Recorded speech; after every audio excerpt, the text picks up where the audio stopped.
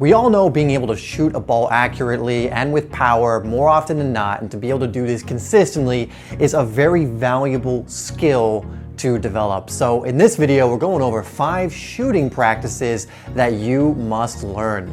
That's coming up next. Hey guys, it's Dave here from SimplySoccer, where we are helping you improve your game and stand out on the pitch. So if you haven't already, make sure you hit that subscribe button down below and that bell icon so you don't miss any of the new videos that we release. I believe shooting technique is one of the most important skills to cultivate, especially if you're a goal scorer. Having the ability to just turn and hit the ball perfectly towards the corner, or to just get good contact on it more times than not, is going to be something that helps you score more goals and also results in more goals for your team through rebounds and other means. So in this video, I'm just going to give you 5 practices to keep in mind and to actually do and implement. They're going to help you improve this area. So number 1 is first actually being aware and understanding the proper form when it comes to striking a football with power. Now what I'm going to do is link a video down below, I'll have it come across now, which is going to show you exactly how to do this. It's going to go over how to lock your ankle, it's going to show you what your body position should be like, your follow through, where on the ball you need to hit it. It's going to explain it in way more depth, but you need to understand how to do this intellectually before you can go out there and do it in practice. When you're more aware of what the technique actually is, you can then deliberately try and practice that on the pitch. Number 2 is you need to be using that proper form and do it with both of your feet. There are way too many players that can only strike the ball well with one side, and that is seriously limiting. You know, I've scored so many goals with my left foot, which is my weak side, and I've practiced with my weak side to the point where I can shoot it almost as well as my dominant side. And this is what you want to go for.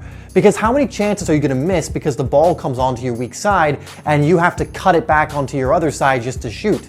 You know, you're going to lose opportunities that way. So make sure when you're going to the pitch, when you're going to the wall to work on your technique, you are doing as much, if not more, on your weak side. Yes, it's going to be frustrating at first, especially if you haven't done this before, but stick with it because it's going to be worth it in the end.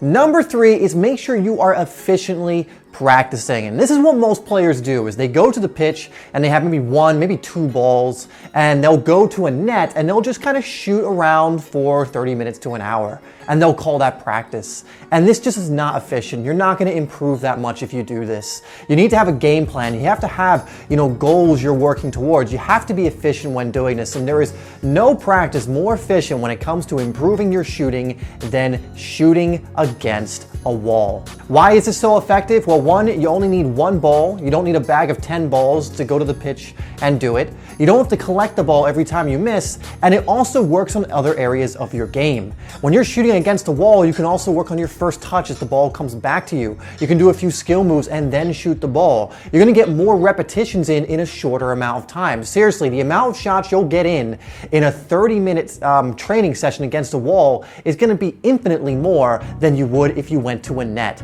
I mean, I'm talking like 4 or 5 times as many shots. And that repetition, especially if you're deliberately practicing, is going to help you commit proper form to muscle memory. So if you really need to improve your technique, especially on both sides, you need to get to a wall and do 30 minutes to an hour of shooting against that wall, focusing on the proper technique. Another way to make sure you're practicing efficiently is practicing different situations. In matches, you're not just going to have all the time in the world to set the ball up and shoot. Pretend that there's a defender on your back. Start shooting, in different ways. Practice different techniques. Start shooting so you're hitting it lower, you're hitting it higher, so you're hitting knuckleballs, so you're practicing all these different ways, because in a game, you're going to need those different alternatives in different situations. In some situations, you might need to shoot quickly and have a technique where you can do that. In other situations, you might have a little bit more time and you have a technique where you can set yourself and really make sure you hit the target with power. Practice different situations you find yourself in during your matches, and it'll pay off when it comes game time.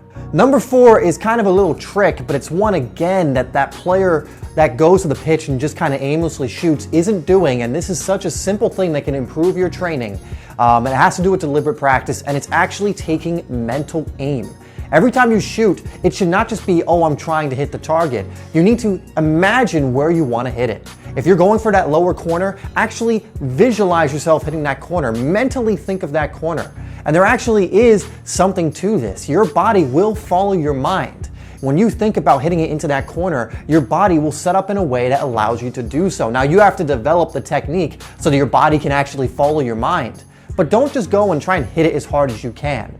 Don't just go to the pitch and to the field and just try and hit the target. Sure, hitting the target is better than not, but aim for those corners. And the more you mentally aim and the more you actually start hitting these corners, your body's gonna get used to the movement and what you need to do in order to do that. You're gonna commit that to muscle memory, and you're gonna find you're hitting those corners way more often. So actually focus on the spot you want to hit the ball. Don't just do it aimlessly. And number 5 is confidence. And I go over this so often because it's so important. You need to believe that every single shot you take is gonna be a goal. Now, in reality, not every single shot you take is gonna be a goal, but that does not serve you to think that way. Every time you shoot, the underlying subconscious belief needs to be, this is a goal. I'm going to score. Now, if you're struggling with your confidence, I actually have a free 7-day confidence course that you can access by going into the description. I'll also put it in the comments. It's 100% free, no strings attached, anything like that. You just sign up, you're in, 7-day free course. So make sure you do that if you haven't. But if you're not gonna do that or you're already in it, keep going through it and keep working on your confidence, because nothing, especially if you're already a skilled player, is gonna improve your game more than actually having belief in yourself. And that definitely applies to goal scoring and shooting and skills of that nature. All right, guys, so those are 5 practices that are gonna help you with your shooting. Question of the day is, which one of these practices do you need to work on the most? Having that awareness is going to help you improve much more. So I want you in the comments to let me know which one you need to improve the most, and I might give you a little tip or two in how to accelerate your growth in that area. Thanks once again, guys, for tuning into this video. Check out the links I've left for you in the description and in the comments. I've left some other videos and other free resources for you that can help you improve your game and stand out on the pitch. As always, I will put 2 videos up on screen so you can continue to learn and improve your game. Thank you so much for your support, and I'll see you in the next video.